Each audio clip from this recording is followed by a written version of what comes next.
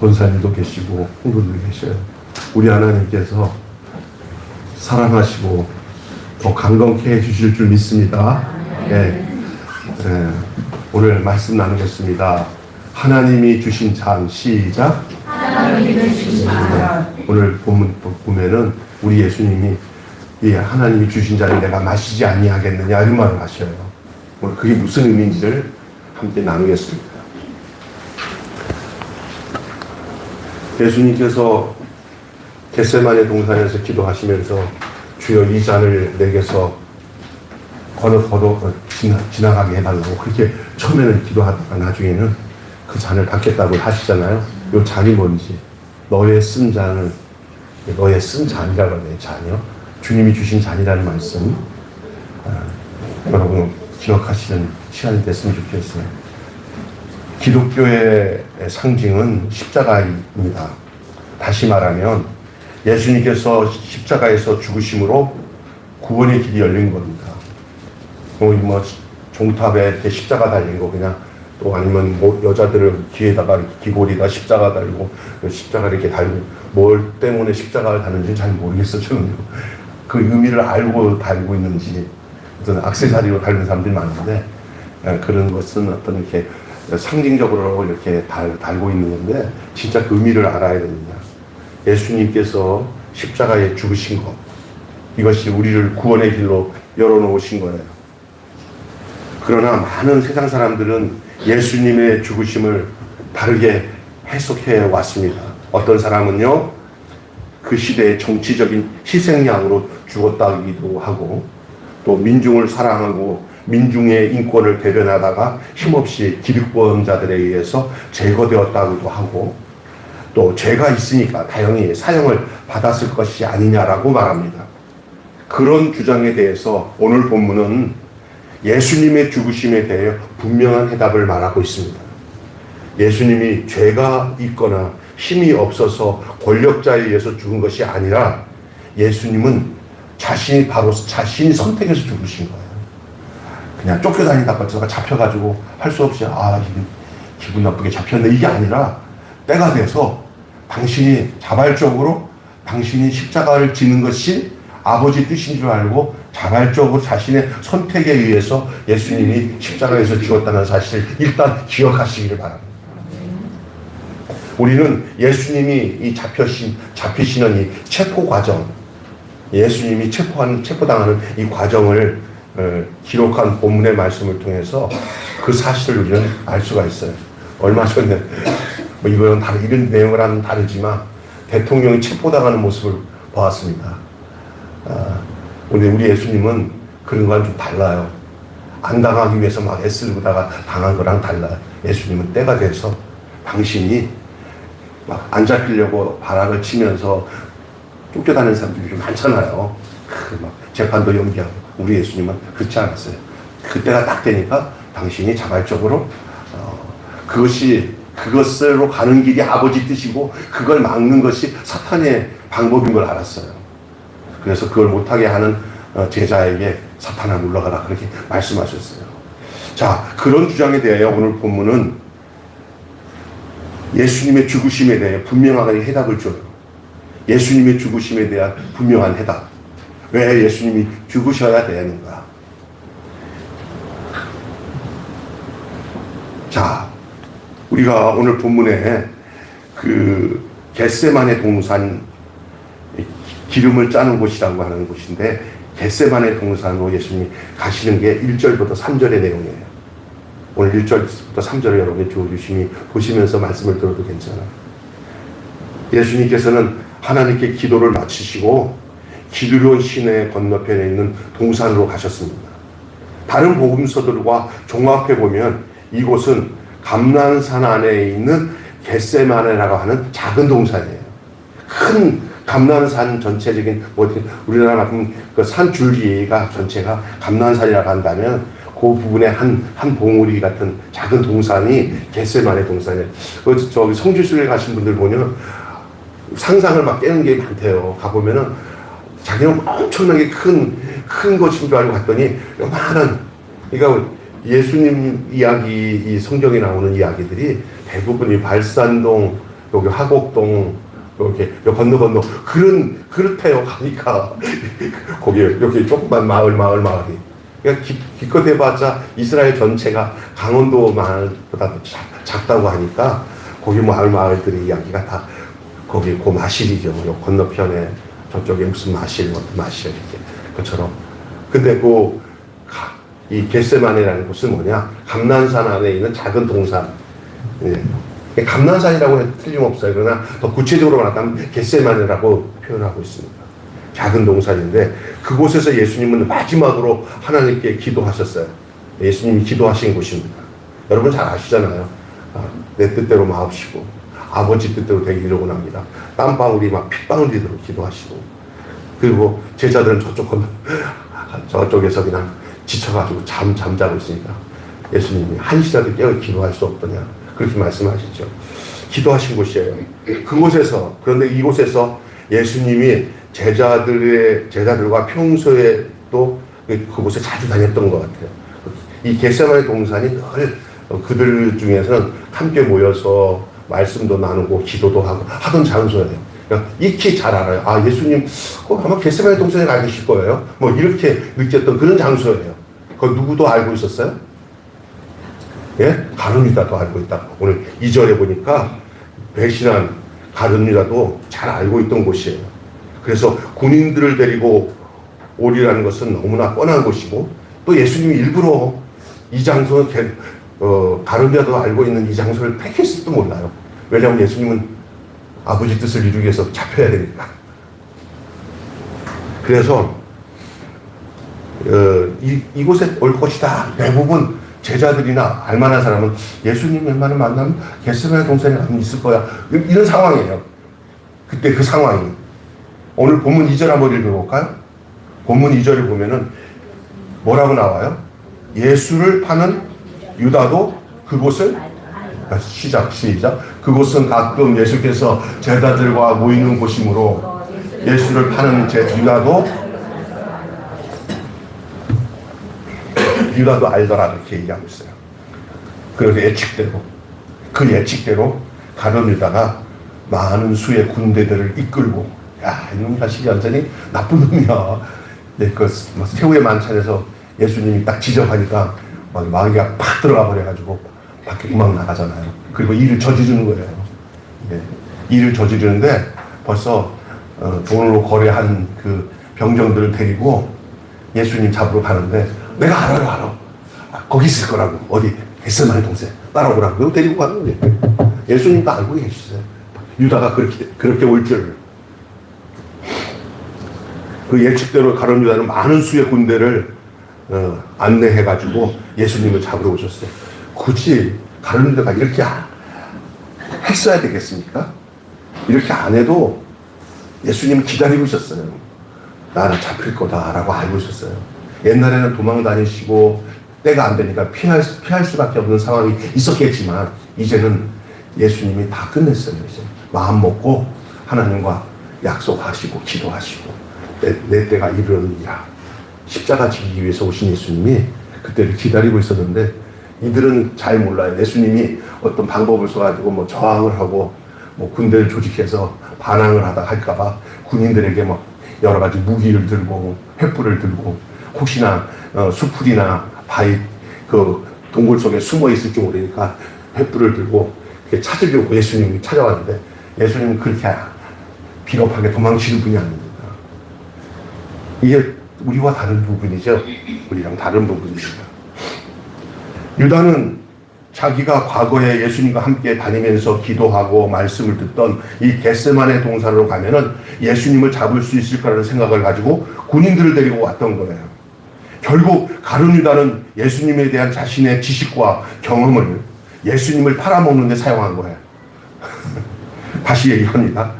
가룟 유다는 예수님에 대한 자기가 가졌던 지식, 경험, 이거 다 알잖아요. 겟세마네에서 있었던 모든 경험들, 그리고 이런 것들을 예수님을 팔아먹는 데 사용한 거예요.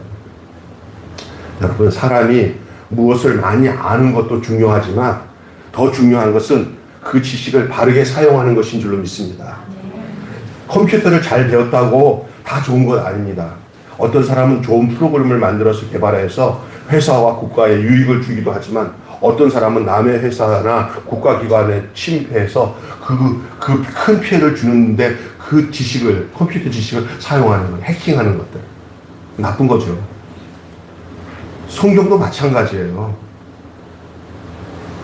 이 성경 자체는 굉장히 좋은 겁니다. 그냥 성경을 이용하는 사람이 있어요. 이 성경이 그 사람에게 들어와서 이 성경의 내용이 성령님의 감동으로 들어와서 그 사람을 바꾸고 성경의 사람으로 성경의 말씀을 순종하고 따라서 아버지 뜻을 따라 하나님 뜻 살아가는 것으로 살아간다면 이 성경은 그 사람에게 유익한 거지만 그 사람 자체가 변하지 않은 상태에서 이 성경을 지식적으로 신학적으로 논리적으로 많이 알아. 그런데 그 자체는 안 변해. 그러면 그 성경을 가지고 나쁜 짓을 사용합니다. 많은 영혼을 죽입니다. 어떻게 그럴 수 있어요? 사람이 안 바뀐 상태에서 성경 지식을 많이 알아가지고 사람들을 혹하게 해가지고 그거 가지고 세상 돈벌이하고 사람들 속이고 자기 욕망을 더 부추기게 하는데 이 성경 말씀들을 인용해가지고 더 악한 짓을 할 수도 있어요. 문제는 그 성경을 받아들여서 성경의 내용이 그 사람을 들어와서 그 사람을 바꿔놓아서 하나님의 사람으로 만들어진 실체가 더 중요한 거예요. 할렐루야. 여러분은 어떤 사람이 되어야겠습니까? 많이 아는 것도 나쁜 건 아니지만 그보다 어떤 사람이 되느냐가 중요한 줄로 믿습니다. 그래서 그 배운 말씀으로 도리어 하나님을 잘 섬겨야 되는데 반대로 그걸 통해 가지고 사람들에게 그 말씀을 가지고 어렵게 이단이 되고 사이비가 되고 사람들에게 상처를 주는 것을 일삼는 거예요. 말은 보통 잘하는 게 아니야. 아는 거 많으니까. 그러나 그 안에 깊이 뿌리 박고 있는 그 욕심, 그 욕망, 이것들을 빼낼 수가 없어요. 그러니까, 그래서 겉으로는 그런데, 아는 건 많은데, 나중에 보면은 무지무지 많은 사람들에게 상처를 주고, 고통을 줄 수가 있어요. 여러분 주변에 그런 사람들 혹이 나와요. 그러면, 어머나. 그래요. 어느 순간에 그런 사람으로 바뀔 수 있다는 것을 알고, 저도 목사지만, 정말 죽는 날까지 진실하지 않으면 안 된다는 사실을 그래서 기도하는 거예요. 하나님 욕망에 사로잡히지 않게 해주시고 잘 교만하지 않게 해주시고 성경 말씀으로 인해서 그 성경에 지배당하고 이끌려서 사는 사람이 돼야지 성경을 이용해 먹는 사람이 되지 않게 성경을 이용해 먹는 사람이 아니라 성경이 그 사람을 다스려서 성경으로 바뀌어진 사람이 돼야 돼. 할렐루야. 가룟유다 얼마나 똑똑해요. 지금 다른 제자들은 지금 상황에서 그 현재 상황에서 다른 제자들보다 예수님 볼 때 참 똑똑하다라고 인정을 받은 사람은 아마 다른 제자들이 아니라 가룟유다일지도 몰라요. 셈도 빠르고 지식도 빠르고 아주 순간순간 판단력도 좋고 하니까 살림살이를 맡긴 거 아니에요. 그러나 그 안에는 그가 가지고 있는 예수님과 함께 지냈던 것들을 이용해가지고 기억나니까 예수님을 잡는 데 사용하지 그 사람은 변하지 않습니다. 진짜 회개 못하고 반성은 했을 줄 몰랐지만 나중에 후회를 하실 줄 모르지만 회개할 사람은 아닙니다. 나중에 자살의 축장입니다.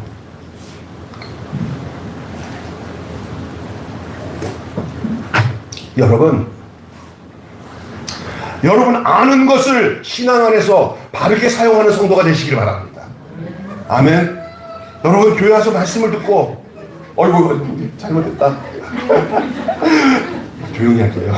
내가 조용히. 미안해.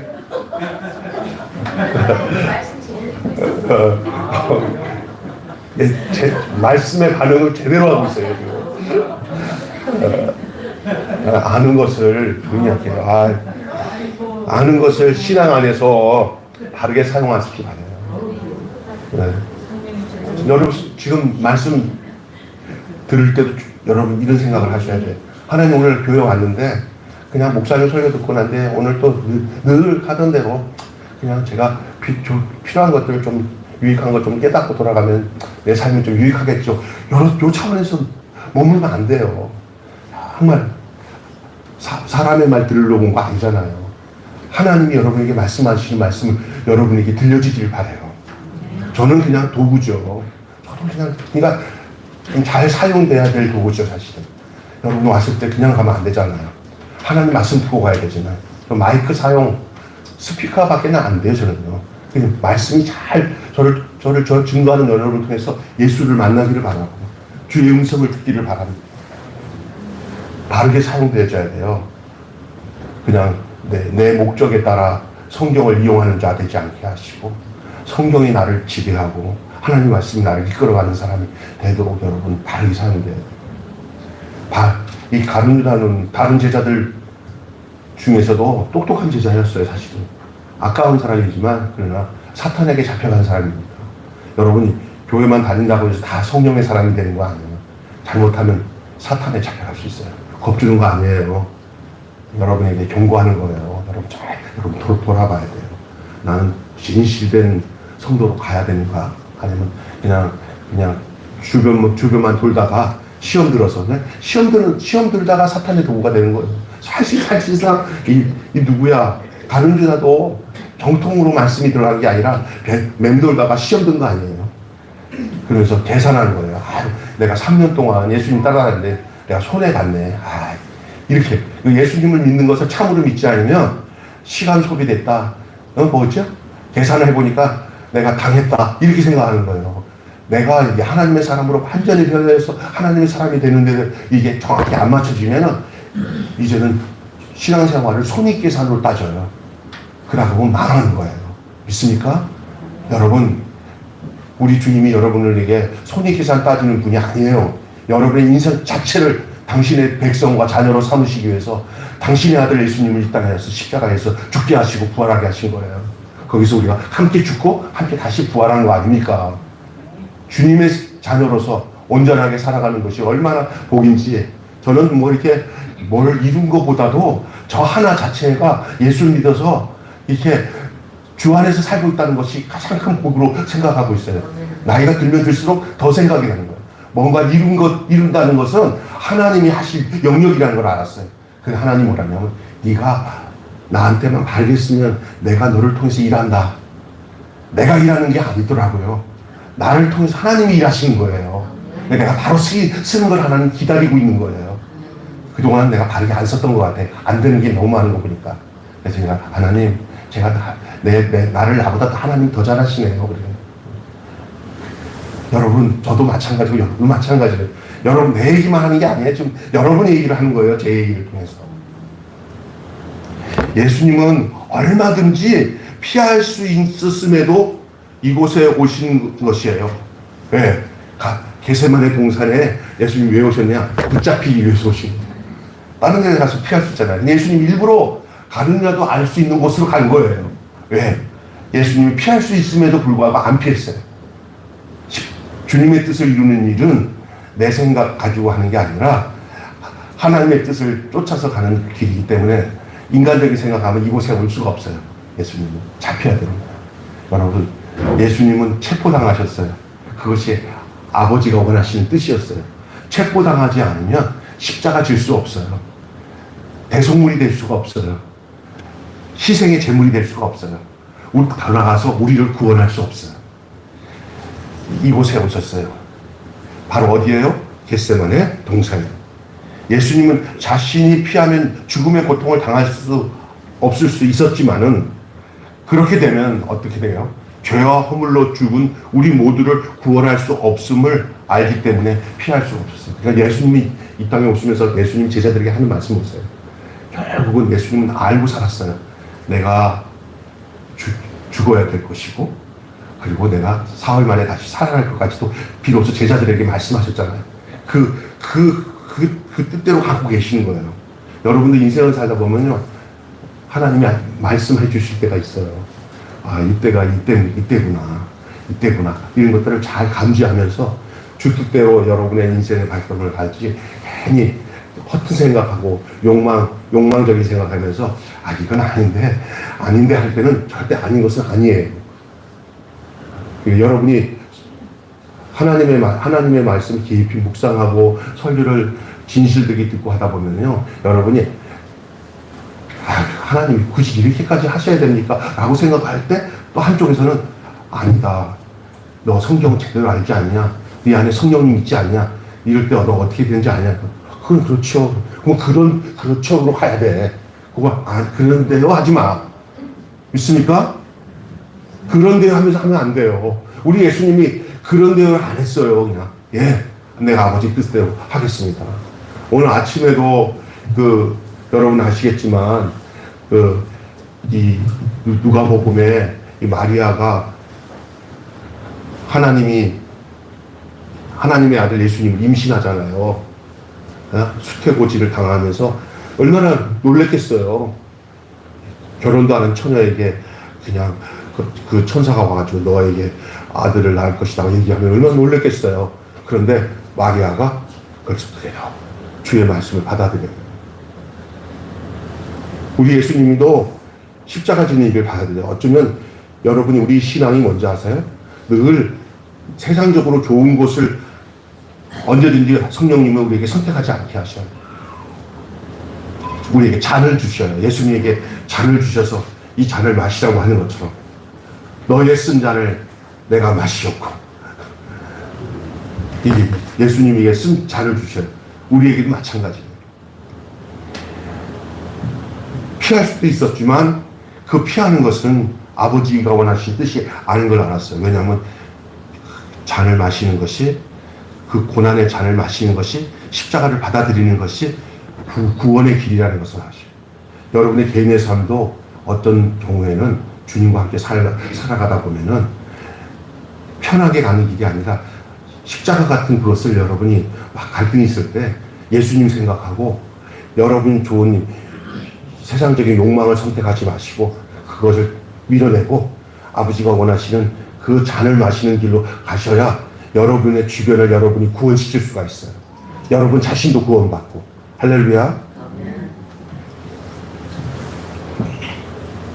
죄와 허물로 죽은 우리 모두를 구원할 수 없을 수 있는 상황이 잔을 피하는 거예요. 예수님은 잔을 안 피했어요. 아버지가 주신 잔을 어찌 내가 그 피할 수가 있겠느냐라고 말씀하시잖아요. 또 한 가지 재미있는 거는 이 예수님이 잡으러 온 저들에게 예수님이 아주 능동적으로 바로 내가 그 나사렛 예수다라고 말씀하시고 말을 하니까 얼마나 당당했는지 얼마나 그 모습에 그 군병들이 그냥 자빠지는 거예요. 그 권위 앞에 자빠지는 거예요. 엎드려졌다 그랬어요. 그 권위가. 여기 우리 이제 박 목사님이 아주 빨리 알려주네. 6절 한번 읽어볼까요? 시작. 예수께서 그들에게 내가 그니라 하셨을 때 그들이 물러나서 땅에 엎어지는.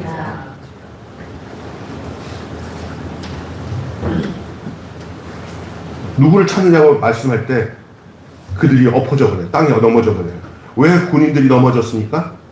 그것은 예수님에게 신적인 권위가 계셨고 거기에 압도해 버리는 거예요. 자기들은 고생해서 예수님 찾을 줄 알았더니 아니 면전에서 기다리고 계셔서 그래 나다 그러니 얼마나 놀래요. 근데 그 놀라는 게 그냥 어쩌다가 상상 밖의 일이 생기니까 놀란 게 아니라 그 예수님 안에 신적인 권위가 느낀 거예요. 이거 사람이 아니다 라는 걸 느낀 거예요. 왜 그들이 넘어졌어요? 예수님의 신적 권위에 압도되었어요. 성경에는 하나님의 신적 권위 앞에 엎어진 사람들의 기록이 많이 나와요. 한 예로 들면은 그런 신적인 권위 앞에 엎어진 사람 이사야잖아요. 네, 이사야 6장에 보면은 그래가지고 그가 엎어져요. 그런 것들이 성경 곳곳에 많아요. 베드로는 예수님의 신적 권위를 알았을 때 그가 엎드려져 버렸어요. 나는 죄인입니다. 이거 그물을 던졌는데 그 수많은 물고기가 잡혔잖아요. 밤이 새도록 못 잡았는데 깊은 데다 물을 던져놨던 그때 그냥 그 신적 권위 앞에 엎어져 버린 거예요. 여러분 이 신적 권위를 가지신 예수님을 감히 붙잡을 사람 이 말은 뭐냐? 그 신적 권위를 가진 예수님이 그들에게 안 붙잡힐 수 있다는 거예요. 그들이 얼마나 무서웠으면 엎어졌어요. 그러면 예수님이 까불지 마. 내 앞에서 엎드려야지. 나는 이런 존재야. 하고 그걸 드러내기보다는 그냥 순수히 그런 분임에도 불구하고 예수님은 체포당하시고 잡혔어요. 인간들은 그 앞에서 두려울 뿐이죠. 그러나 예수님은 그 연약하여 떠는 사람들에게 자신을 잡아가도록 허락을 하셨어요. 그러니까 여러분, 우리 예수님은 잡히도록 허락을 해주신 분이지 안 잡히기 위해서 억지로 잡혀가신 분이 아닌 줄로 믿습니다. 그것이 구원을 이루시는 주님의 모습이었어요. 무엇 때문입니까? 허물과 죄로 죽은 우리를 구원하시기 위한 것이었어요. 자, 또 한 가지 재밌는 것은 오늘 이런 와중에 사건 하나가 발생했어요. 어떤 사건이 발생했어요? 예수님의 제자 중에 한 사람 베드로가 상황 파악을 못하고 예수님 분명히 잡혀가야 되는 것이고 그렇기 때문에 예수님이 능동적으로 저항도 안 하시고 능동적으로 반응하시면 그러면 거기에 나대지 않고 가만히 있어야 되잖아요. 그런데 어느들이 인간적으로 나대는 사람들이 문제를 일으켜요. 누구시죠? 오늘 베드로예요. 베드로가 나서가지고 군인들과 대제사장들과 바리새인들을 보낸 사람들이 예수님을 딱 붙잡으려 하자 베드로가 뭘 꺼내요? 칼을 꺼내가지고 한 사람이 성경에는 말고라고 해요. 말고. 이름이 말고라는 그 친구 뭐 귀싸대기를 옆으로 칼을 확 하는데 뭐 피하다가든지 아니면 지금 이번에 이제 귀가 어떻게 했어요? 귀가 날아가 버렸어요. 칼에. 귀가 잘려졌다는 거예요. 떨어졌다는 거예요. 그 사람의 이름은 말고더라 그랬어요. 그러나 예수님은 베드로에게 뭐라고 말해요? 칼을 거두어라. 칼집에 꽂아놔라. 아버지께서 주신, 그 다음에 하신 말씀이 따라서 합시다. 아버지께서 주신 잔을 내가 마시지 않겠냐. 누가 주신 잔이에요? 여러분은 예수님의 모습 속에서 예수님의 이야기로만 끝내지 마세요. 이제는 예수님을 모시고 사는 우리들도 우리의 인생 속에 우리에게서 아버지가 주신 잔이 있다는 거예요. 아멘? 그것 여러분 기억하셔야 돼요. 그리고 여러분이 가지고 있는 인간적인 방법으로 하는 이 칼집에 꽂으세요. 그리고 칼을 사용하지 마십시오. 할렐루야. 못난이 이 베드로는 잘난 척 하다가 도리어 가장 인간이 가질 허점을 보여준 거예요. 이런 모습이 저에게 참 있어요. 베드로 같은 모습이. 제가 전도사 때 그 목사님 가정에 쳐들어온 그 아주 못된 놈들, 목사님을 굉장히 괴롭힌 거예요. 군대 갔다 와가지고 혈기가 방장했는데 목사님 너무 괴롭힘 당하니까 야 목사 가만 놔두세요. 내가 알아서 한다. 그 찾아오는 그 깡패 같은 놈들을 동네 깡패들인데 그 목사님 대신해서 내가 목사님 가방 대신하고 그러고 죽사발했어 내가 그냥 있는 대로 쭉 했어요. 그리고 나는 얼로 끌려가면 경찰서에 끌려갔습니다. 그리고 그 다음날 교회 갔더니 사모님이랑 목사님이 사표내라고 그거 경험했어요 제가. 그러면서 하는 얘기가 내가 힘 못 써서 못 쓰냐. 목회자는 혈기로 싸우는 게 아니다. 싸우면 지는 거다 라는 걸 알았어요. 근데 목회자만 해당되는 게 아니에요. 예수 믿는 사람 모두가 해당되는 거예요. 세상적으로 치고받고 싸우면 예수 믿는 사람들이 져요. 우리가 세상에서 세상 사람과 싸우면은 세상 사람이 유리해요. 우리보다. 우리는 세상 사람과 똑같이 방법으로 싸우기 위해서 부르는 사람들이 아니에요. 하나님이 책임지기 위해서 불러주는 사람들인 줄 믿습니다. 이런 얘기하면은 나는 이런 게 굉장히 힘들었어요, 사실은. 예수 믿는 사람들이 또 싸움박수도 잘해야 되고 또 누르고 살아야지 이렇게 생각했는데 이건 정짜 아니에요. 우리 예수님 그렇게 하실 수 있는데도 안 하셨잖아요. 그래서 제가 그러잖아요. 어떤 좋은 일도 폭력은 정당화 될 수가 없는 거예요. 이해가 되세요? 요즘에 좋은 일이라고 했다가 폭력을 했다가 도리어 더 어려움 당하잖아요. 끝까지 참아야 되고, 예? 끝까지 무저항으로 가야 되고, 예수님처럼 살아야 돼요. 예? 싸우는 곳에 주님 기뻐하지 않으십니다. 베드로에게 칼을 거두라고 하시면서 아버지께서 주신 잔을 내가 마시지 아니하겠냐. 11절 말씀하셨어요. 베드로의 충정은 나름대로 감동적인 것이었지만 온 세상 모든 사람들에게 죄에서 구원하시려는 하나님의 계획과는 거리가 먼 거예요. 베드로처럼 하면 하나님의 계획과 뜻은 이루어지지 않습니다. 오늘날 혈기 부리고 내 욕심대로 하는 곳에는 하나님의 계획이 없어요. 구원과 상관없어요. 더 정확히 말한다면 그것은 도리어 하나님의 일을 방해하는 사탄의 일을 하고 있는 거예요. 일찍이 베드로가 예수님부터 이런 부분에 대해서 책망을 받은 적이 있는 것을 여러분 기억나시죠? 어떤 거예요?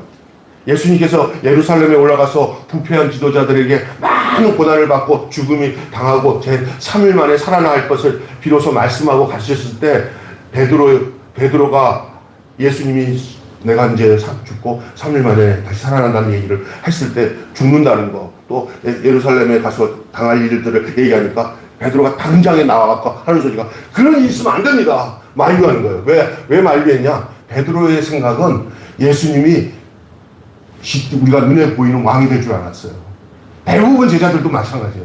우리가 쎄빠지게 당신 쫓아다니면 나중에 당신이 이스라엘의 왕으로 등극할 때 너는 국무총리, 너는 뭐 이렇게 될 줄 알고 있었던 사람들이에요. 근데 예수님이 막바지 와서 난 죽고 3일 그 종교 지도자들에게 제사장들에게 죽음을 당하고 이렇게 될 것이다 하니까 이거 뭐 하는 짓이야? 우리 3년 동안 쎄빠져 다녔는데 이게 뭐야? 베드로마저도 예수님에 대해서 손익계산하는 거예요. 그러니까 자기만 아니라 다른 제자들도 생각했던 것 같아요. 아, 이거 안 됩니다. 무슨 소리야, 이거 지금. 왕이 돼야지 우리가 이렇게 된 거죠. 그러니까 예수님은 뭐라고 그랬어요? 사단아! 물러가라. 사단, 그게 사단이에요. 여러분, 사단이 뭔지 아세요? 세상 영광을 취하려고 하는 게 사단이에요. 예수 믿는 사람은 세상 영광을 취하는 게 아니라 하나님의 영광을 위해서 자신을 드리는 사람들이 예수 믿는 사람들이에요. 혹시나 교회 다니는 목적을 세상 영광을 누리기 위한 목적으로 신앙생활을 한다면 여러분 사단의 노예가 될 가능성이 높아요. 아멘? 아멘 좀 하십시다. 아멘? 예수님이 그렇게 반류했었어요. 그들에게. 사단아 내 뒤로 물러가라. 너는 하나님의 일을 뭐하지 않고 생각하지 아니하고 뭐라 그래요? 도리어 사람의 일을 생각합니다. 사단의 일은 사람의 생각이에요. 하나님의 일을 생각 안 하는 게 사단의 방법이에요. 오늘 우리가 교회에서 봉사하거나 신앙생활하며 우리 일상의 삶을 살 때 잘못하면은 하나님의 일 생각 안 하고 사람의 일 생각할 때 많아요. 그때 정신 차려야 됩니다. 있습니까? 그럼에도 지금 하나님의 일을 생각하지 않고 인간적으로만 생각하며 예수님의 길을 막으려고 하는 거예요. 이게 오늘 이 지금 베드로의 모습이. 그래서 칼로 이렇게 친 거 아니에요. 이거 사단의 일이에요. 우리는 베드로와 같은 어리석음을 반복해서는 안 될 줄로 믿습니다. 저는 이 베드로 같은 어리석음을 참 많이 저질렀던 것 같아요. 돌이켜. 나는 이렇게 잘못해가고 넘어진 얘기를 왜 많이 하는지 아세요? 여러분을 위로하기 위해서. 그럼 여러분도 이런 삶을 살지 않게 하기 위해서 그냥 얘기하는 거니까 이제부터 잘합시다. 같이. 이제부터 바로 합시다. 하나님이 생각하면 합시다. 뭐 하나님을 생각한다면 그냥 하고 세상 생각을 안 하고 이게 아니라니까. 사람의 일을 생각하지 말고 오늘 베드로의 모습을 보면서 나에게 있어서 하나님의 일을 생각하지 않고 사람의 일을 생각하는 것들이 어떤 것인가 이 부분을 한번 생각해 보시죠.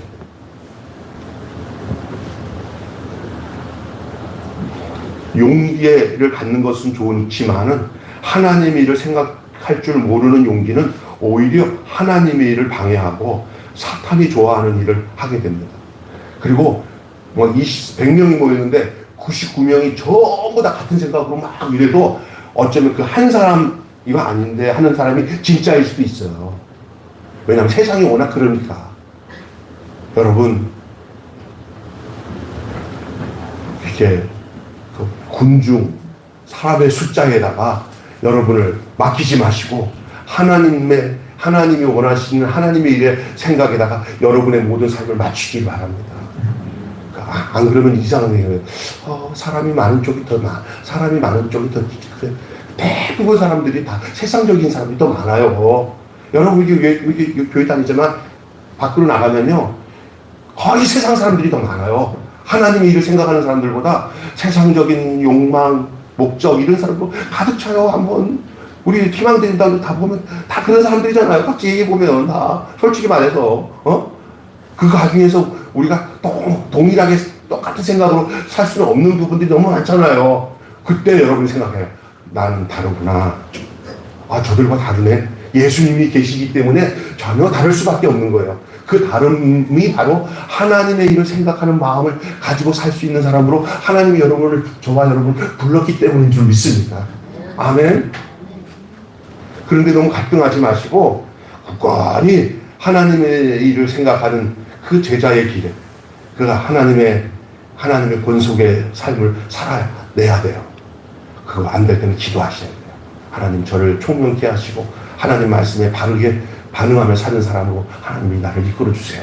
기도를 매일 그런 기도 안 하고 딱 그 기도를 잊어버리면 맨날 이거 주세요, 저거 주세요. 세상 거 구하는 건데 바빠요. 우리 기도가 하나님이 원하시는 기도와 그 생각을 할 수 있는 사람으로 하는 기도를 하면은 다른 것들을 하나님이 다 더 잘 알고 책임져 주세요. 믿습니까? 하나님이 다 책임지고 또 모르고 그냥 세상 것만 계속 구하는 게 하나님이 기도하면서 뭐라고 하는지 알아요? 너는 나를 우상 숭배하던 식으로 나를 섬기는구나. 여러분, 하나님을 우상 숭배하고 미신 섬기는 식으로 하나님을 섬기는 거 하나님이 싫어하세요. 하나님은 내가 하나님께 맞춰지기를 원하시지 우리의 욕망 많은 우리의 마음에 맞춰가지고 하나님이 내 뜻대로 움직여달라고 요구하는 것을 굉장히 힘들어 하셔요. 아마 못 참을 수도 있어요. 어떤 때는 참다가 너무 힘들다라고 할 수도 있어요. 마치 이스라엘 백성들처럼. 여러분, 용기는 오히려 하나님의 일을 방해하고 사탄을 좋아하는 일을 하게 할 수도 있는 것이 어쩌면 용기예요. 그런 용기는 정말 만용이에요, 만용. 여러분, 지금 여러분이 하나님의 뜻을 바르게 생각하는 열심입니까? 아니면 여러분의 인간적인 판단과 생각은 그것을 어떤 세상적인 용기가 이게 믿음인 줄 알고 잘못된 열심으로 가고 있습니까? 하나님을 바로 생각하는 하나님의 뜻을 바로 판단하는 그것에 포함되는 열심이 되기를 바랍니다. 예수님은 십자가의 죽음을 피할 의사가 조금도 없었어요. 한번 자세히 보니까 어디서 해결됐냐면요. 겟세마네에서 기도할 때 그때부터 딱 끝났어요. 완전히. 그 전까지 기도하는 가운데 하나님 앞에서 얘기를 했죠. 이 잔을 내게 해서 거둬가게. 그 끝난 후에 예수님은 이제 가자 하고는 결정을 하신 거예요. 기도는 잔을 마시는 데 대한 담대함을 얻기 위해서 하는 게 기도예요. 아멘. 여러분, 기도 안 하면 십자가 지는 거, 잔을 받아들이는 게 어려워요. 그래서 우리가 기도하라는 것은 뭔가를 얻기 위해서 기도하는 게 아니라 잔을 잘 받아들이기 위해서 하는 기도가 진짜 기도인 줄 믿습니다. 아멘. 우리 예수님마저도 하나님의 아들임에도 불구하고 그 기도를 마치고 나신 후에 오늘 담대하게 잔을 받아들이셨어요. 아멘. 끝내야겠습니다. 예수님이 결코 힘이 없어서 잡으러 온 사람들에게 끌려간 거 아니었습니다. 당장이라도 하늘의 천사를 동원해서 그들을 싹 쓸어버릴 수가 있었습니다. 그러나 그렇게 하면 인간적으로 후련할 수는 있어요. 그런데 그것은 인간을 구원하시는 하나님의 뜻이 수포로 돌아가는 것이기에 예수님은 천사를 동원하지 않았습니다. 여러분, 오늘날 헛되게 천사를 동원시키려고 하는 사람들이 참 많아요. 우리 예수님마저도 천사를 동원했어야 안 했어요? 안 했잖아요. 근데 우리는 얼마나 웃기는데 제가 약간 사이비 교단이 있어요. 저기 다락방이라고 하는 거기 보면은 천사 동원설을 활용해야 된대. 천사 동원설. 거기 보면 나와요. 내가 기가 막히더라고.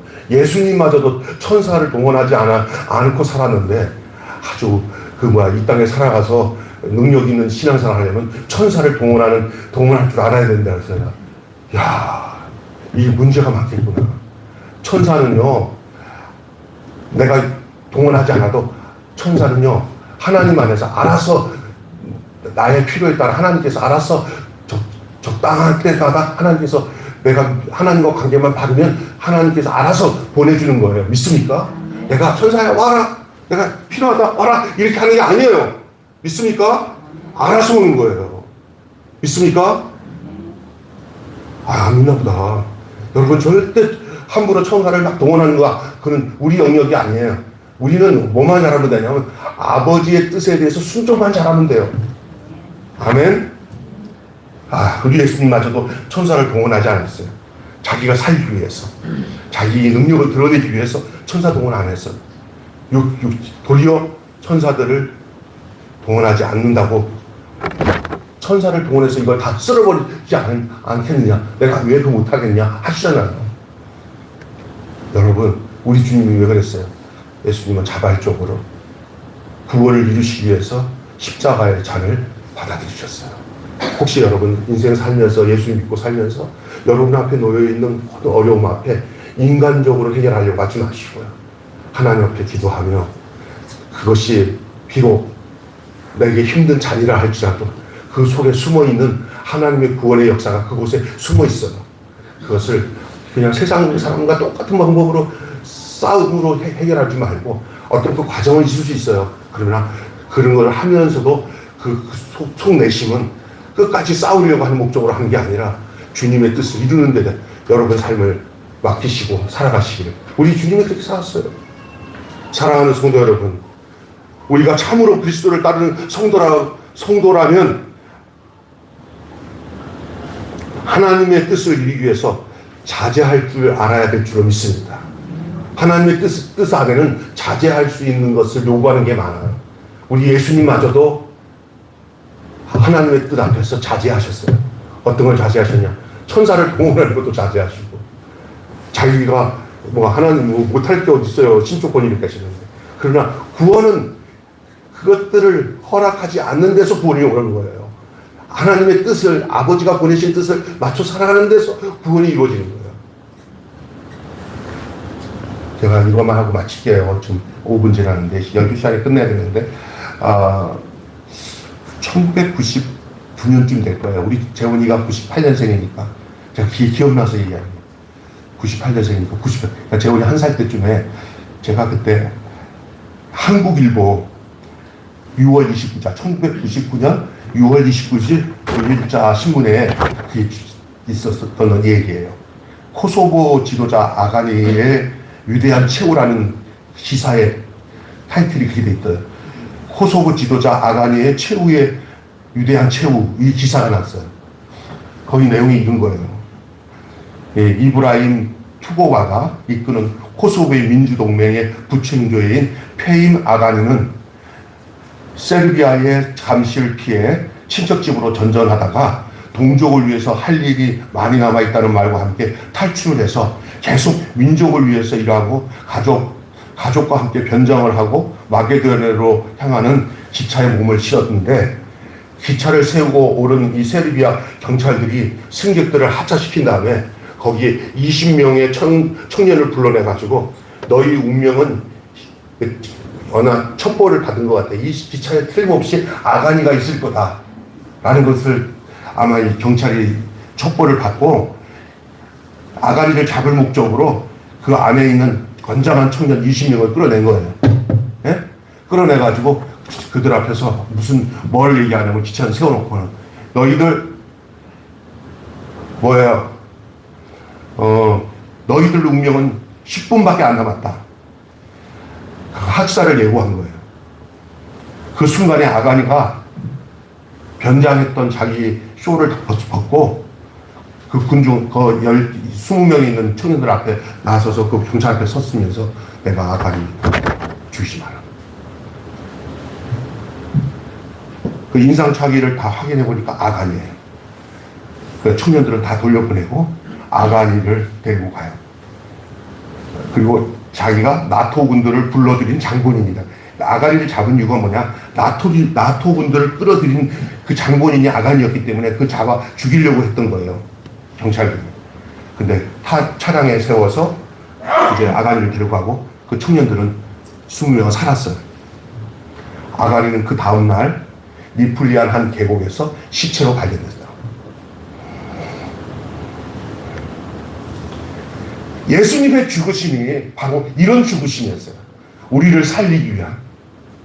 당신이 십자가에 죽은 것은 애매하게 죽고 끝난 죽음이 아니라 죄와 사망에서 죽을 수밖에 없는 우리를 살려주시기 위해서 당당하게 쇼를 벗고 나왔던 아가니처럼 자기 자신이 십자가에 자기 자신을 내어놓으신 거예요.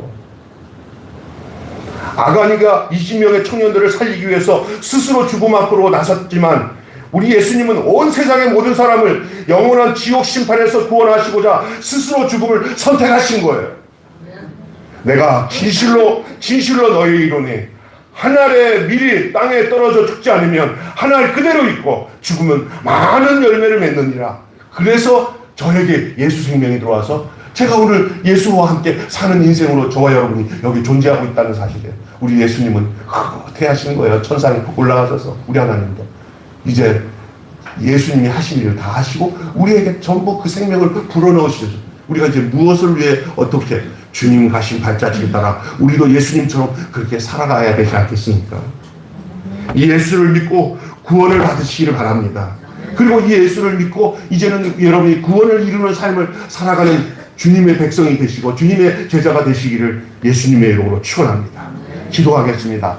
다 같이 한 음성으로 나라와 민족을 위해서, 여러분의 가정을 위해서, 여러분의 삶의 인생을 위해서 우리가 하나님의 일을 생각하며 살아가며, 하나님 아버지, 우리가 오늘 우리 예수님이 십자가 지시고 우리를 구원하신 이 사실이 오늘 살아가는 우리들에게는 무엇을 또한 우리에게 하나님께서 요구하고 계신지를 알아야 되는데, 하나님의 일을 생각하고 사람의 일을 생각하지 않고 오늘 하루하루의 인생의 삶을 뭘 큰 걸 하려고 하는 게 보다는 나를 통해서 일하시는 그 하나님의 일하심을 기억하는 귀한 저희들 되게 해달라고 간절한 마음으로 한 1분 동안 기도하고 마치겠습니다. 하나님 아버지, 은혜를 감사합니다. 오늘 저희들을 위한 말씀을 통해 은혜 받게 하시고 우리 주님께서 우리를 위해서 자기를 아낌없이 내어주신, 자신을 아낌없이 내어주신 주님의 사랑, 주님은 피하지 않고 우리를 위해서 십자가 위에 자신을 아낌없이 내어드렸습니다.